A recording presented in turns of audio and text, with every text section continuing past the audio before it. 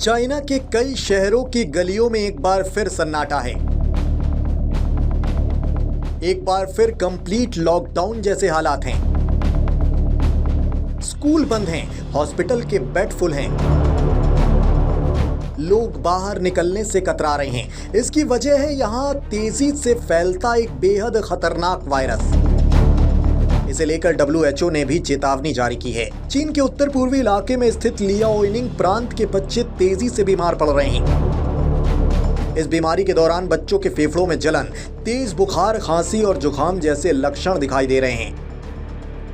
फिलहाल इसे रहस्यमयी निमोनिया कहा जा रहा है। वहीं इस वायरस को फैलने से रोकने के लिए और बच्चों को बीमार होने से बचाने के लिए स्कूलों की भी छुट्टी कर दी गई है। हालांकि कोरोना महामारी के बाद ये कोई पहला वायरस नहीं है जिसने दुनिया को टेंशन में डाला है। पिछले कुछ सालों में मंकी पॉक्स, जीका, इबोला जैसी कुछ ऐसी बीमारियां हैं जो काफी चर्चा में रहीं। खास बात यह है कि इन सभी वायरस की एशिया, अफ्रीका से ही शुरुआत हुई।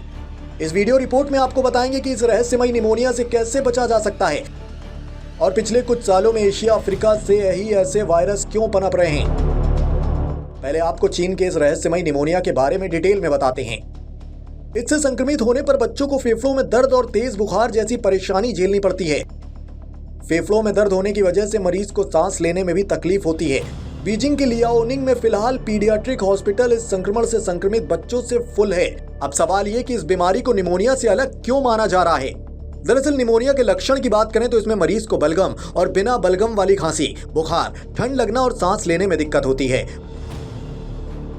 वहीं दूसरी तरफ चीन में फैले इस वायरस की बात की जाए तो इससे संक्रमित बच्चों में खांसी के लक्षण नहीं है, लेकिन उन्हें तेज बुखार होता है और फेफड़ों में सूजन भी होती है। तो क्या ये वायरस भी कोरोना की तरह महामारी है? WHO की तरफ से अभी तक तो इस रहस्यमयी निमोनिया को महामारी घोषित नहीं किया गया है, लेकिन इसे फिलहाल महामारी कहना गलत होगा और जल्दबाजी भी। WHO ने भी फिलहाल इस बीमारी की जांच के लिए चीन में हाल फिलहाल में सभी तरह के वायरस की लिस्ट मांगी है।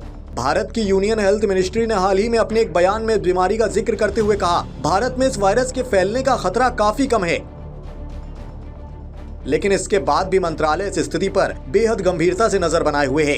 अब आपको बताते हैं कि अफ्रीकन और एशियन कंट्रीज में ही ज्यादातर वायरस क्यों मिलते हैं। इसका एक सबसे बड़ा कारण है इन महाद्वीपों में जनसंख्या घनत्व। ज्यादा जनसंख्या होने के कारण यहाँ के लोगों में जानवरों के संपर्क में आने की संभावनाएं बढ़ जाती हैं। ऐसे में बीमारियों के फैलने का खतरा कहीं ज्यादा बढ़ जाता है। मौजूदा वक्त में एशिया और पैसिफिक इलाकों में दुनिया के लगभग 60% लोग रहते हैं। आबादी बढ़ने के कारण इंसान और जानवर सीधे संपर्क में आने लगते हैं। इन जंगली जानवरों में कई ऐसे खतरनाक वायरस होते हैं जिसके बारे में अब तक पता नहीं लगाया जा सका है।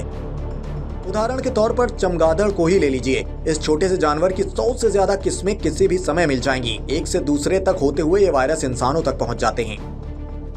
अफ्रीका की बात की जाए तो यहाँ जानवरों के कारण फैले संक्रमण से इंसानों के संक्रमित होने की घटनाएं सदियों पुरानी हैं, लेकिन पुराने दौर में यातायात का साधन नहीं होने के कारण ये वायरस अफ्रीका के अंदर ही रह जाता था। इसके अलावा बदतर स्वास्थ्य सेवाओं और सामाजिक उथल पुथल भी एक बड़े कारण हैं, जिन्हें भी इन बीमारियों के फैलाव के लिए दोष दिया जा सकता है। फिलहाल चीन के इस वायरस को लेकर आप क्या सोचते हैं? अपनी कीमती राय कमेंट बॉक्स में जरूर बताएं। साथ ही देश दुनिया की ऐसी ही तमाम डिटेल्ड अपडेट्स के लिए TV9 भारतवर्ष यूट्यूब चैनल है, उसकी ओरिजिनल्स प्लेलिस्ट बनी हुई है। वहां जाएं और वहां के वीडियोज से लगातार जुड़े रहें।